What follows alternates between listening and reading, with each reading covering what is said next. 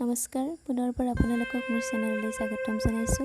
আগৰ দৰে আজি মই এই ভিডিঅ'ত 10টা ইংৰাজী শব্দ লৈ আহিছোঁ, যিবিলাক শব্দ আমি প্ৰায়ে ব্যৱহাৰ কৰি থাকোঁ।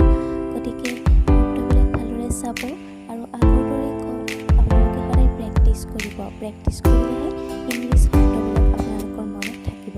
গতিকে ভিডিঅ'টো চোৱাৰ আগতে মোৰ চেনেলটো ছাবস্ক্ৰাইব কৰিবলৈ একেবাৰে নাপাহৰিব।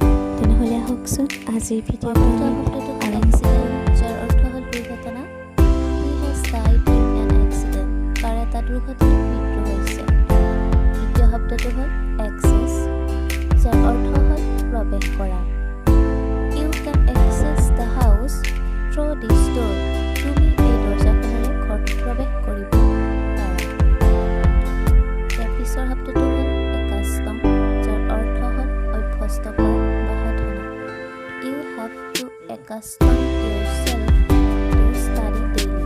তুমি প্ৰতিদিনে পঢ়াৰ বাবে নিজকে অভ্যস্ত কৰিব লাগিব। ইয়াৰ পিছৰ শব্দটো হ'ল accuse, যাৰ অৰ্থ হ'ল অভিযুক্ত কৰা বা দোষী সাব্যস্ত কৰা। He has been accused of the murder of his friend.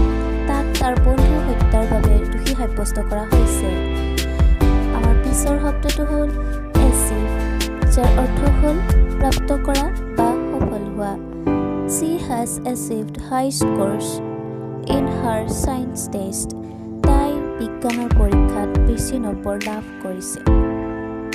ইয়াৰ পিছৰ শব্দটো হ'ল address, যাৰ অৰ্থ হৈছে ঠিকনা। Give me your address. মোক তোমাৰ ঠিকনাটো দিয়া। ইয়াৰ পিছৰ শব্দটো হ'ল আমাৰ actual, যাৰ অৰ্থ হ'ল শুদ্ধ বা স্পষ্ট।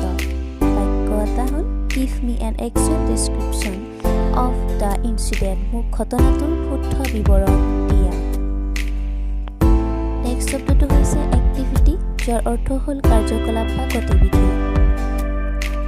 Your activity is the cause of your downfall. তোমাৰ পতনৰ বাবে তোমাৰ কাৰ্যকলাপেই একমাত্ৰ কাৰণ। ইয়াৰ পিছৰ শব্দটো হৈছে adapt, যাৰ অৰ্থ হ'ল খাপ খোৱা, পৰিৱৰ্তন বা মিলি যোৱা।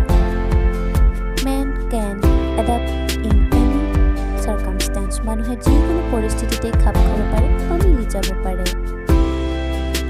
ইয়াৰ পিছৰ শব্দটো হৈছে adore, যাৰ অৰ্থ হ'ল ভাল পোৱা। বাক্য হ'ল she adore sweets. তাই মিঠাই